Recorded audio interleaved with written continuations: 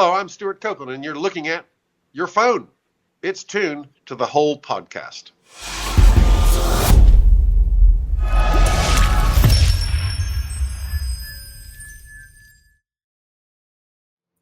Welcome to the Hall. I am Rob Sprantz. And I'm Lori. Well, thank you for having me. We're joined by Stewart Copeland. Now, Stewart, throughout my whole life, I think I've finger tapped more of your songs than anyone else's in my entire life. You're, without a doubt, my favorite drummer. And the book that you just came out with, there's no better time to have you on. First of all, this book here is absolutely gorgeous. They sent me a copy, and I absolutely love the way it looks. The book is called Police Diaries. And you can go to policediariesbook.com to get that, and I'll put all the links on the bottom for everyone. But the thing that fascinates me about this is you found so many of your old journals from back in the 70s that not only your ability to remember things and kind of go back and look at those and even make sense of them. Did you always have them around and think, one day I want to use this, or did you just one day come across them and go, oh my God, I can't believe I found it? Well, I've had them, and they're very small, by the way. They're all in one drawer here in my studio, and I've had them, and a few people around me know that I've have them, and others suggested to me, hey, how about we turn those into a book?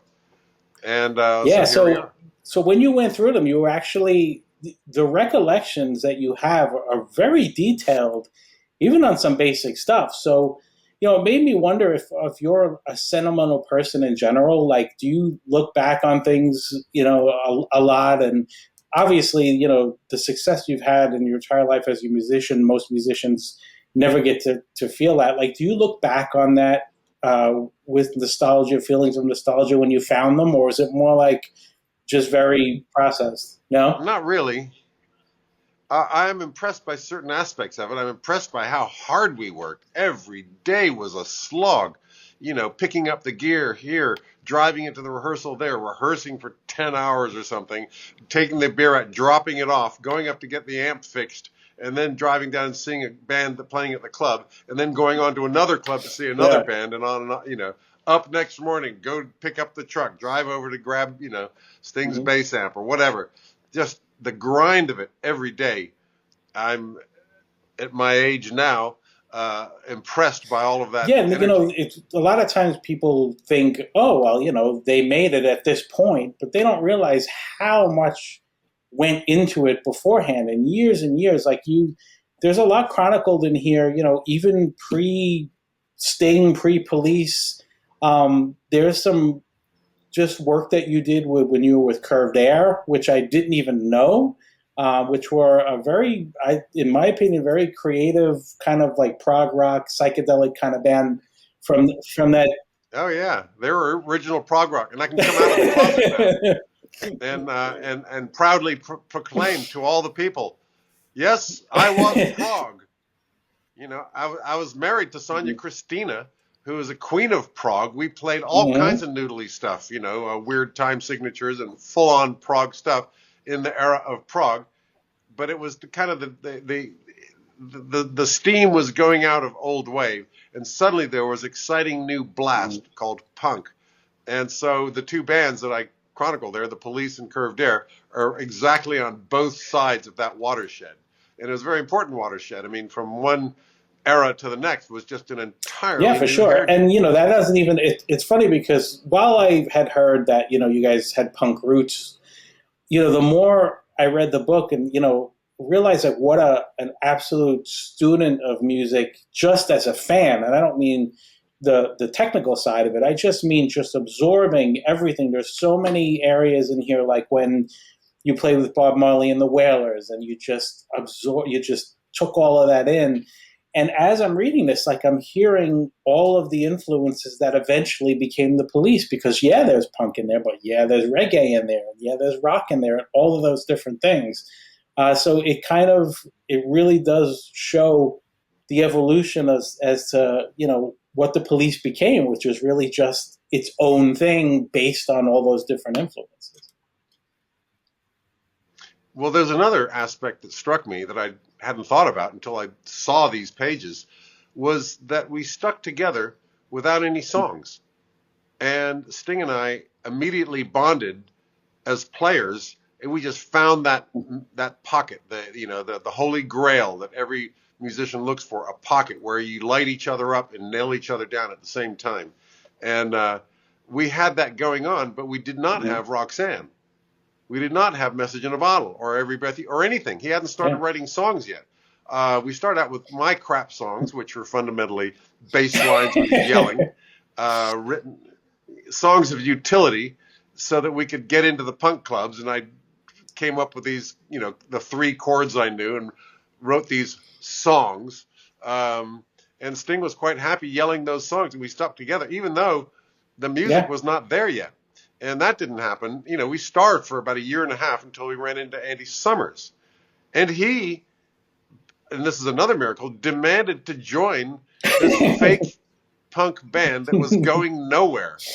And I've asked him about it recently, and dude, what were you thinking? Because he was like a triple scale, top of the line, expensive guitarist. He was a legendary figure.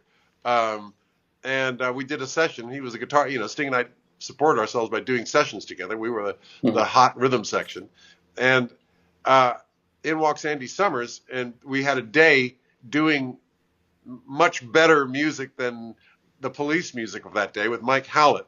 It was a kind of cool album. It's out there called Police Academy, pre-Police, post-punk, pre-Police. And the guitarist was Andy.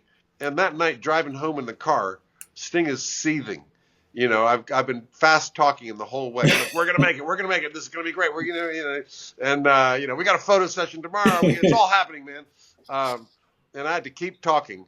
But that night, driving home, Sting had just he'd had a day of actual music, and it reminded both of us what actual music can be and how joyful it is to be doing really great music. But we need that guitarist, and I'm humoring him. Sure. He's never going to join us. Are you kidding? We can't afford him. And even if we were to join, they'll quit 2 weeks later, and we'll be screwed. In fact, one of the things that's in his book, he said, and I remember it well as well. We're driving home, and he says, Henry's a crap guitarist. That was our guitarist at the time. You're a better guitarist than him. And, as he continues with his tirade, I'm going, oh, wow. Wow. Gosh, that's an unexpected accolade. Anyhow, long story short, we actually did run into Andy a few more times. In fact, we played a show with Mike Howlett in Paris. So we did interact more. And then we played the Marquee, and he jumped up on stage and burned down the house. And then a few days later, after the Marquee appearance, I ran into him at a tube station, Oxford Street tube station in London. And he pulls me into a cafe and says, Stewart, you and that bass player, you've got something, but you need me in the band tonight. That's great. That's Andy. He's very direct. Since then, he has expressed remorse for muscling in and stealing Henry's gig. And I'm going, it would have never been. Are you kidding? All's fair in love and bands. I mean, passengers get thrown overboard. Do you want to hit the top or not? Do you want to be the best or not? And it was heartbreaking for us to lose Henry. Yeah. But we had to do it. We had, we needed Andy. And as soon as Andy joined with his musical sophistication, particularly with regard to harmony and voicing and everything, that's when suddenly the light bulb went off in Sting, and he started writing those songs. Now, before that, none of us, not even he, had any idea that he had that stuff under the hood. That was treasured still underground, and we had no idea until suddenly he comes out with Can't Stand Losing You. Oh, cool. And then, Roxanne. Oh, man. And I didn't even notice that my songs were getting replaced one by one because they were better. Every song he pulled out was an upgrade. Got any more? And that's when the Police became, that's when we were assembled with the three of us. And Andy joined and enabled Sting to start writing those songs. But it was really, you know, when we got to America playing 2 shows a night that we evolved Hmm. our Yeah, at the synergy. live shows, and you guys had you would open for a band, and then you and Sting would be the rhythm section of the band you opened for on a lot of nights as well. Yes, yeah. Oh So, yeah, Cherry Vanilla. That was the deal. We went on tour with Cherry Vanilla. She was out of New York. There was an American invasion of derivatives of the New York Dolls, which is Johnny Thunders and the Heartbreakers and Cherry Vanilla and who else was there? Wayne County in the Electric Chairs, and of course they were all much better musicians than the London cats because the London kids were genuine 18 years old and right. picked up a guitar yesterday, whereas Johnny Thunders and Wayne County and the Americans, the New Yorkers coming over, they were all actual musicians and they could move air. They had that band cohesion that moves air in a club. Whereas Matt, the Eater and the Jam and all these other bands who'd just been playing for a very short time, you know, didn't quite have that power that you get from a Yep. band that knows what they're doing, which the Americans did.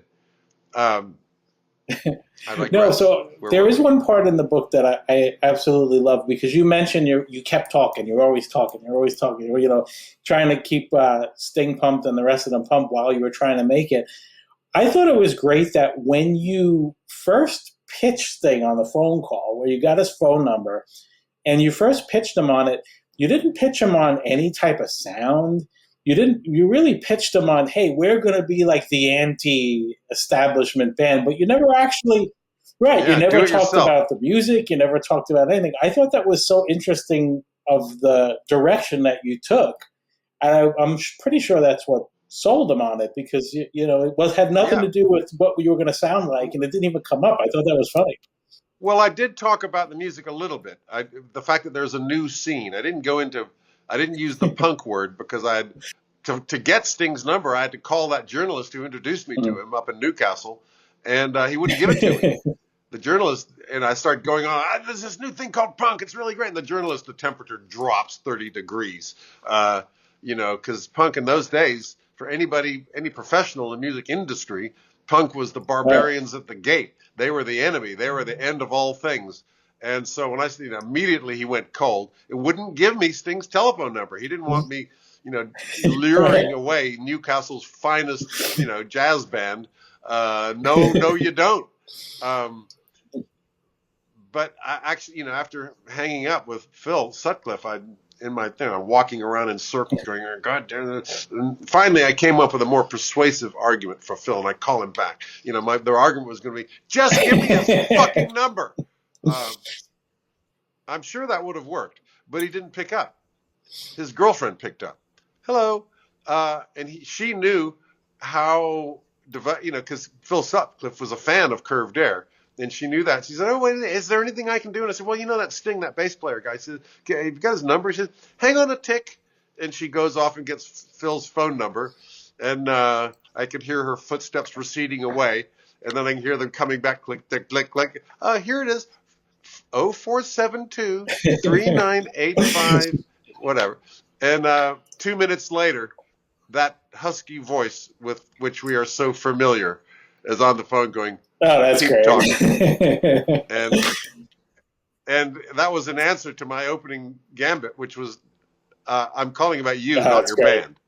And down in London, I've got it all going on down here. I've got this huge scene. We're all going to be rich and famous. I got it all going on. It's a do-it-yourself thing. I got my own record company, which was just me with It counts. Letraset and Counts. the phone. Yeah, and keep talking. When I said, I'm just interested in you and not your band. Keep talking Yeah, meant for he was a sure. free agent. And it also meant that that's what I had to keep doing for the next 2 years to Yeah, keep and him in then the on band. top of that, you had said to him, like you left. He said, "I'll let you know," and then all of a sudden, he just calls you from just like down the block, and he's like, "I'm here." Let's. Yeah, It's just so out of weird. the Like blue. I guess in this day and age of texting and voicemails, because back then, No, he called from a phone so booth on the street like downstairs. Uh, and by the way, just for the scene here, is that I and my brother and Sonia Christina were squatting in a Mayfair, two-store Mayfair penthouse. In Mayfair, is the purple zones, the most expensive real estate on the British monopoly. This is fancy, fancy, fancy. And long story how we got there and what we were doing there. But so Sting shows up in Mayfair. Oh, this is fancy. Calls me up. Come on up. And he comes up to this apartment we were in, this 2-story apartment, which was decorated and with chandeliers and carved wood, objets d'art and ethnic art climbing the wall. It was like if Vampire Lestat had an apartment in London, this would be his pad. I mean, Gothic hardly does justice to the opulence of the place. Once again, long story, which is in the book, how we got there. But so I had a bass, which I thrust into his hands, and we plugged in and started blasting. And just within minutes, we knew that we were in the right company. Just the things happening that blew both of our minds, and we just blasted away and just couldn't believe. I mean, he's a complete stranger. I don't know anything about this guy. I don't know that he's just come down to London with a wife, baby, and dog. We're complete strangers, but we are connected. And that pocket, we realized that we had landed right on the Holy Grail, right there.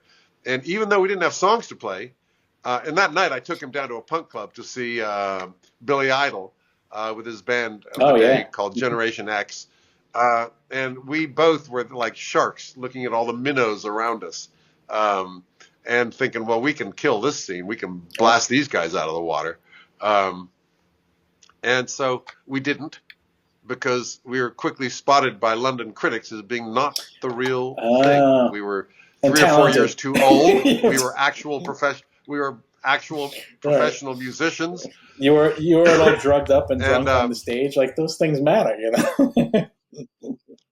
Yeah, well, we weren't on glue anyway. So where is the point where you start to think, musically, clearly, as soon as Sting started writing his own stuff and it was just you, him, and Andy, you felt that right away. But, that's only part of it. Getting it to the masses and actually having that click. What was the moment for you when, whether it be a show or something that happened where you're like, wow, this is actually becoming something? Like, people, many? Yeah. Many moments like that. Every incremental upgrade felt like world conquest. When we got to, headlining at the Roxy, whoa, we are king of the universe, then we headlining at the Marquee, even bigger. Yeah, okay, the world belongs to us now. And it was just incremental steps, and every step felt like a huge deal. And then eventually we get to Shea Stadium. Okay, this actually is a huge deal. And it's crazy because there were only 5 albums in a span of about 5 years, which is really just impressive to churn out over and over and over again, especially when I guess you're kind of feeding off the fact that things are going well and you're always together, so you're writing more songs at the same time. But in such a short span, it's very impressive, the evolution of the music, because at the core of it, it's still that Police sound. But if you, especially those last 3, like Zenyatta and Ghosts and Synchronicity, like each one took a more sonic path.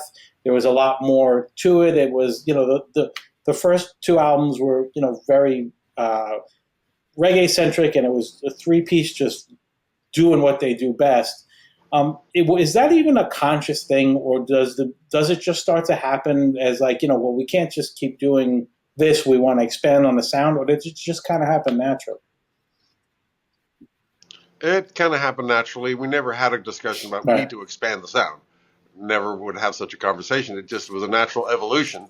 And by those last 3 that you mentioned were the ones where we were a big band. The first 2 kind of got us there. But when we went into the studio for Zenyatta, we'd had some hits now, and we had a following now. And the record company was in our face saying, guys, this is the one. You crack this one here, a few more hits out of this, and you guys are going to, this is it. This is make or break. And so we felt that pressure of the commerce. And for Zenyatta, they were in there with us. And it was, that's why the next 2 albums, we went 12 hours flight away from the nearest record executive, which was down in the Caribbean, on the island of Montserrat, where Oh, George yeah. Martin had a big studio. So we recorded the last 2 albums there.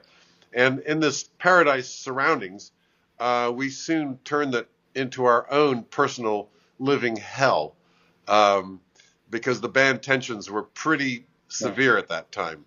And strangely, they were only to do with the music. We were all, we had our mantra, I am nothing, I am no one, within the context of the band. But we realized that we actually, even though we were codependent when we were young, when we were starting out, that we are kind of growing in different directions. And that probably explains what you were saying a minute ago about they just grew sonically and conceptually, because we were finding ourselves both as a band, but as individual musicians as well. And it turned out, and we figured this out after the fact. We didn't realize this at the time, but decades later, we realized that music has a different function in our lives. And we make it for different reasons and in different ways. For me, it's a celebration. Let's burn down the house. And for Stingo, it's an escape to a beautiful, pristine, beautiful, creative place. And that's what music is for him. So, the reason we're making music is different. So we're not birds of a feather. And creatively, we started to rub, because he was getting very affirmed as a songwriter and pretty good, even though Andy and I started out in the band with a lot more experience in the studio. Sting was fresh out of Newcastle. But by album 3 and 4, he now knows how to use a studio. And by the way, he's pretty clever with arranging his songs that he's written. And so it was the compromises, they became compromises rather than collaborations. Earlier, when we were mutually dependent, it was a collab. Oh, gosh, you guys like my song? Great. Yo, you think it should be faster? Great. After he's written a few hits, he's thinking, no, it should be this tempo. And it should, he had very clear ideas. And that's where the clashes began. It was all about the music and what we should do with it. And that became more and more intense. But socially, we still got along fine when we were as soon as we go out on the road, we were blazing. We had a great time because the audience affirmed what we're doing this for. That's the reason we're on stage, is those folks out there going ape crazy. That's what we're here for. But the tension was strictly musical. Yeah, and sometimes that stuff gets overblown. Like, all they did was fight. But you have made it clear many times. By the way, this book covers the period before that. Yeah, when we were in the pocket, and Sting was my best friend, and Andy joined us, and we became the Three Musketeers in it, back to back against the world. And the period in this book, we were on team. Yep. And if you're all fighting just over the music, and the product that you get is what you guys got, then it was all. Yeah, we now realize, of course, that conflict was constructive. Wasn't any fun. It wasn't any fun at all. Recording those last 2 Police albums was hell on earth. I'm amazed that we even made it. And I'm grateful that Sting stuck with it. One of his qualities, he has many. One of his good qualities is that he's extremely loyal. His crew that he has around him has been around him for 50 years, and he's an extremely loyal person. And I think that accounts for the last 2 albums that he stuck with the band instead of going out, because he knew he could write hits by then, but he stuck with the band. Oh, so you think that maybe in his mind he was thinking it even well before Synchronicity even got recorded? Oh, I don't think. Well, yeah, obviously I was thinking about, dumping the group because I had a hit of my own under the name of Clark Kent. Yeah. The first time the 3 of us were on national TV was as my backing band with Matt. We're all wearing masks, and it was my record that I made where I played all the instruments myself, even sang the darn thing. Yeah. And miraculously got picked up by BBC Radio 1 equals national hit. And so the first success we had was Clark Kent in Under Masks. Fortunately for me, Clark Kent soon sank. I was exposed. It was a secret identity, but the NME found out it was the drummer in that fake punk band, The Police, and that was pretty much it for Clark Kent. Fortunately, because Clark Kent disappeared just in time for the police to achieve world conquest. Yeah, perfect time. I mean, in my diaries, I'm there. You can see, I go, I don't need these guys. I got hit all my own. I don't need to, Yeah, I know. Because I've got the diaries where I've got every show we played. I've got how much we got paid, how many people showed up, how well we played, and all this stuff. And but then I found this other book, which is where I did my just writing random. Whenever I had something, I just write. That was the place for grievance nurturing, grandiose schemes, plans for world conquest, and the like, which are quite comedic now, looking back at them. Yeah, like you just reminded me of something where I have bookmarked. There's a list that you wrote of potential band names. Oh, yes. What the police could have been called, and some that are actually circled, which means it was one of your favorites. I thought Teeth. I thought was a bit. I thought it was interesting. I don't know if we're having this conversation right now. If the band's called Teeth. You've got rubber teeth. So teeth and rubber teeth. Big thing with the teeth. A lot of teeth. The teeth appeared in quite a bit. Very dental. And unfortunately, I should have called the band Bite. Right, that might have worked. But well, it turns out the Police was a terrible name. Although it had its hostile effect. It labeled us as punk because it was a hostile name, but we can't copyright it. We don't own the word Police. Grateful Dead, they own Grateful Dead. That's theirs. It belongs to them. No one else can call themselves Grateful Dead. But there are people ripping us off in every city in the world. People driving around in cars called Police. You can't even sue. Dying. But you come from a long line of doing that, right? Your brother had a management company called the FBI, and yeah. Well, I mean, it started with the Police and my record company, which was me with a letter set and a phone, called Illegal Records, and then from there became IRS and FBI, which my two brothers had their company because they were both. And their story starts in this book too. They were some of the most important players in the new wave. IRS, especially. Those two, yeah. I mean, from the Bangles, the Go-Go's, REM, and Wall of Voodoo, Oingo Boingo, all these bands from IRS. But that was Miles' side. Ian's side, he was the agent. He booked the shows. He created the circuit of clubs where bands could come over from England, pick up the truck that Miles owned with gear, amps and backline in it. And, the first band, Ian created the circuit of clubs, the Rat Club in Boston, the Grendel's Lair in Philadelphia. CBGB's already existed, but that was part of the circuit. And he found these clubs, the Edge, I think, in Detroit. And so the first band to do this was Squeeze, and they finished their tour, got on their plane back to London on the same day we arrived, picked up that same van with those same amps. I got a day earlier since I was an American citizen, and picked Sting and Andy up at Kennedy Airport. We drove straight from there to CBGB's down in the Bowery, where we walked on stage. They plugged into amplifiers they'd never seen before, and we turned around. Hello, America. My one minor claim to fame as a musician is playing CBGB's a few times, which pretty much anyone in New York has at one point or another. And for all of the dump that it still had one of the best sound systems I've ever heard, like on a stage, or it was just so weird that it sounded so good. And yet it was just such a cesspool of a club. It just, they managed to somehow harness this great sound even at a dump like that. Yeah. It wasn't a luxury gig by any means. No. It started there. But anyway, my brother Ian created the circle that all these English bands came over and worked. And so my two brothers were very important forces in the music of the 80s. That's amazing. Yeah, I started at WDRE as an intern there, and that's why I knew IRS the second you said it, because a lot of the groups came through there, had associations with IRS. That's very cool. Yeah. I didn't even know that.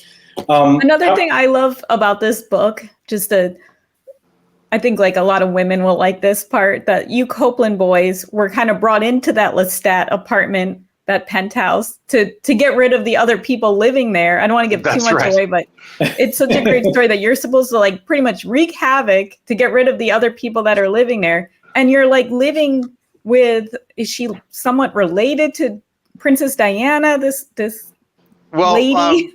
She was very ahead of her time. She was, transgender, and she married an English lord, and she was kind of an histoire in English society and in the tabloids.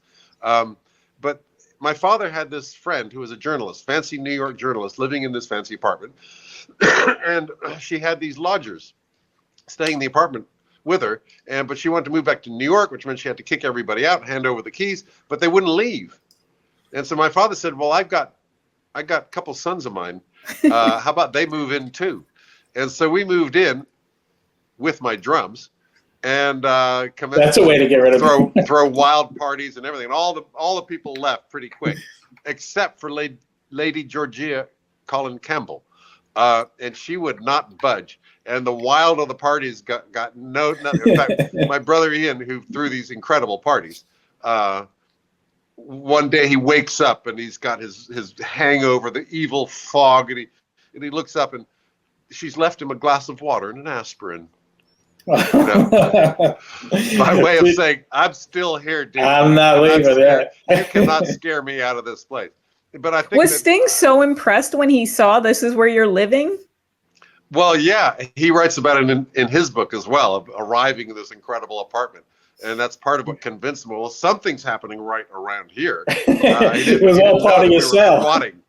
Yeah, it was all part of that dream that you were selling him. It's the talent, and it's also one of those parties that we discovered punk rock.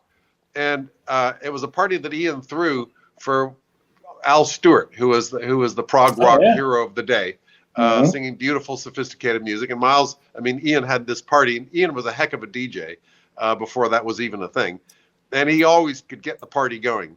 And suddenly, and we were at a gig up in some northern Leicester or something, and we arrived back from our show, and we could hear the party going on from blocks away at the top of this building there.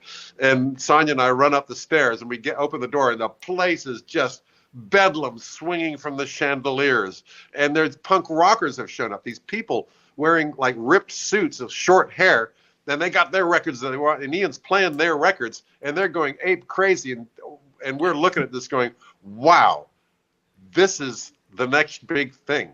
Yep. And all of the Al Stewart crowd, all of Sophisto, who had all been dancing to Chic and Average White Band and everything, very cool, are at the sides, all the furniture's pushed to the side, in the grand ballroom of this huge apartment. And they were outraged. And on one side, we're looking at that outrage thing, interesting.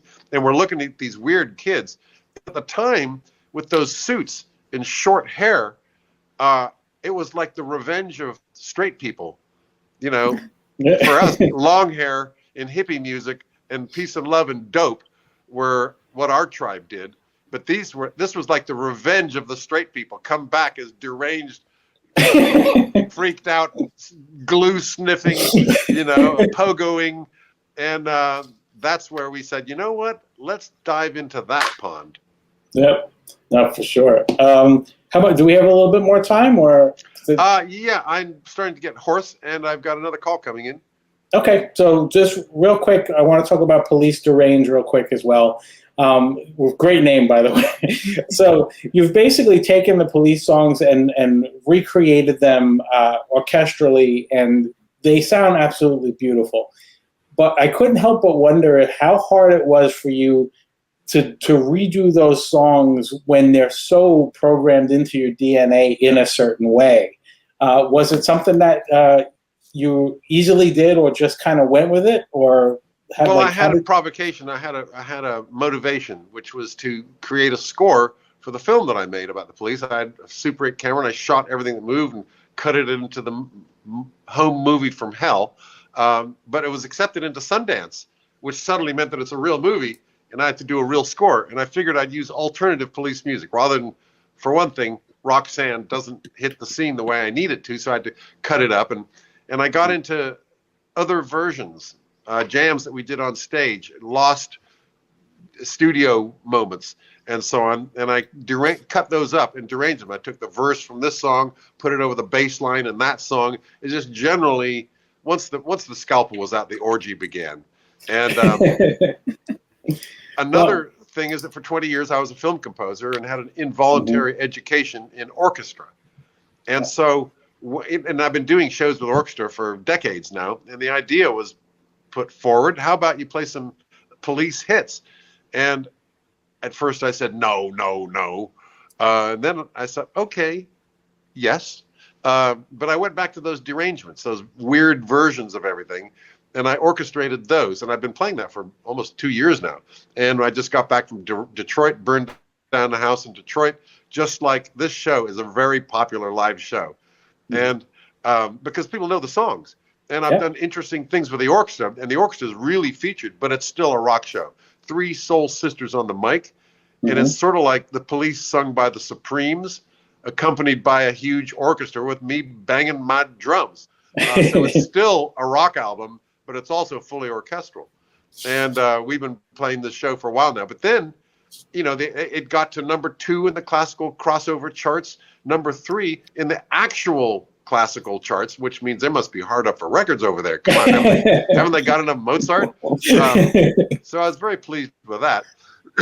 But then I was talking to my buddy Ricky Cage, with whom I won a Grammy last year and another Grammy the year before that. And he said, send me over those backing tracks. And I did.